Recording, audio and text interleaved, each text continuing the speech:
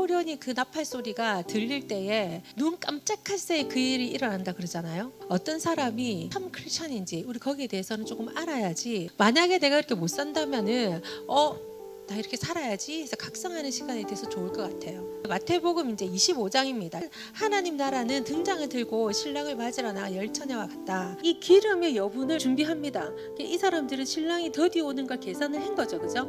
근데 이 미련한 처녀들은 같이 있는데 그냥 오겠지. 신랑이 오는 것에 대한 여유가 있는 사람들이에요. 다 잠이 들었는데 누가 외쳤대. 이게 아마 나팔 소리가 아닌가 생각이 듭니다. 그가 왔다, 신랑이 왔다, 나가서 그를 맞아라 하려고 보니까 우리 등잔을 꺼지려고 하니 기름을 좀 빌려다오 이렇게 묻는 거예요. 여기에 기름을 준비하지 못하게 하는 아주 나쁜 마음이 있습니다. 이 기름은 씨를 으게야지만 나오잖아요. 근데 이기적인 사람은 이 기름이 나올 수 있을까요, 없을까요? 이기심이 우리의 기름을 준비하는데 가장 적이 되는 마음입니다.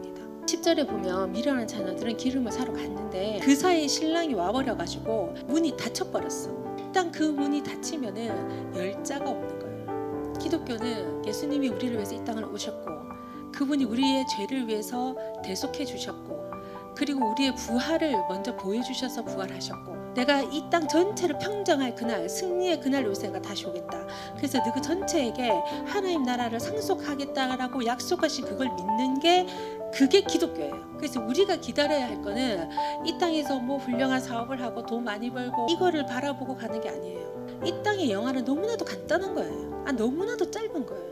여기에 여러분의 인생을 들이지 마십시오. 두 번째는 장기간 여행을 떠나는 어떤 사람과 같다 이렇게 얘기합니다.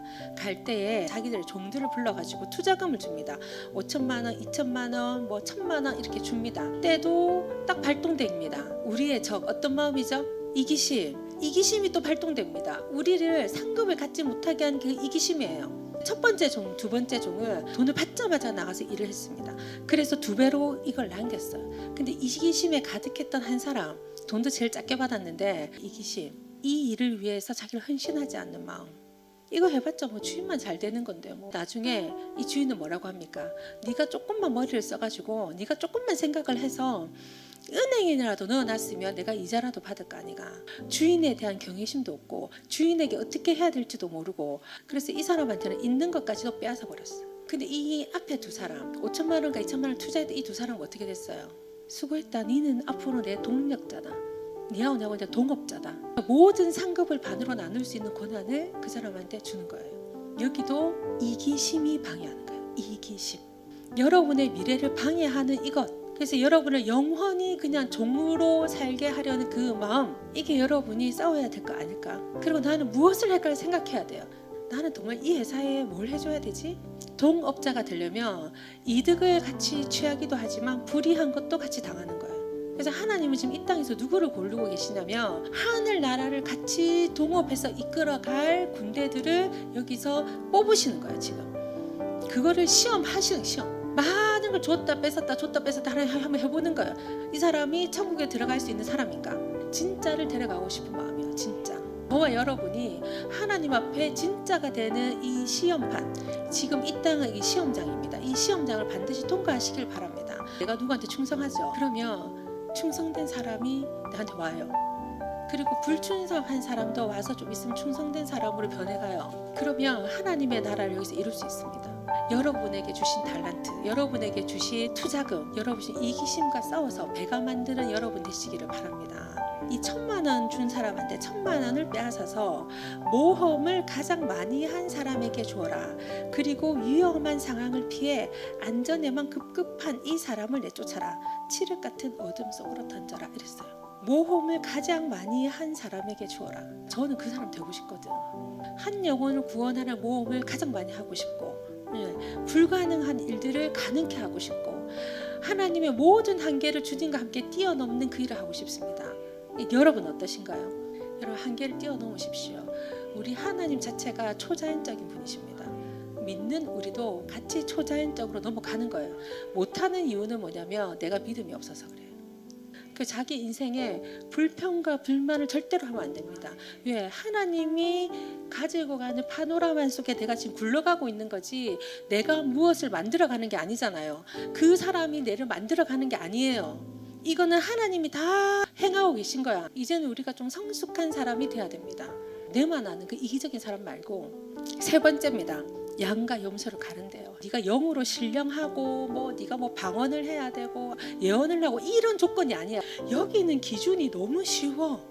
내가 배고플 때 너희가 내게 먹을 것을 주었고, 목마를 때 너희가 마실 것을 주었고, 집이 없을 때 너희가 내게 방을 내주었고, 내가 떨고 있을 때 너희가 옷을 주었고, 내가 병들었을 때 너희가 내게 문병을 왔고, 내가 감옥에 갇혔을 때 너희가 내게 면회를 왔다. 여러분 이거 많이 어렵나요? 이거 하면 천국 갈 수 있다는데 우리가 이기심만 버리면 되는 거예요. 내가 중대한 진리를 말한다.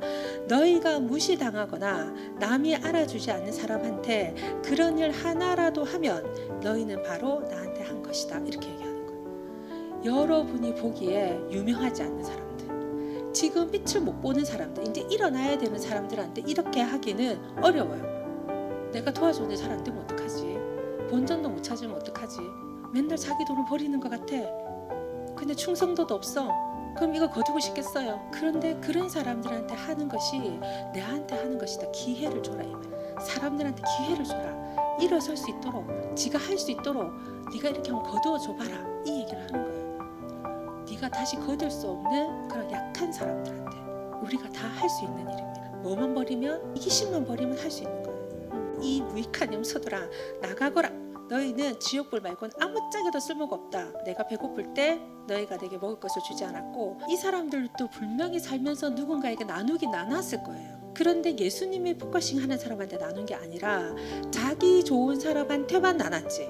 이런 사람들은 봉사활동 많이 했을 거예요. 자기 나름대로의 봉사활동, 자기 얼굴이 나고 자기 빛이 나는 봉사활동 많이 했겠죠. 왕이 말합니다. 내가 중대한 진리를 말한다. 너희가 무시를 당하거나 남이 알아주지 않는 사람한테 그런 일 하나라도 하지 않으면 너희는 바로 나한테 하지 않은 것이다. 여러분의 삶을 어디에다 쏟아야 되는가 알겠죠? 하나님은 어둡고 불쌍한 사람한테 눈이 가 있어요. 그들을 도와야 됩니다. 그들에게 삶의 자유를 줘야 됩니다. 우리도 누군가는 저에게 그걸 해줬기 때문에 감사하고 고마운 걸 먼저 생각해야 됩니다.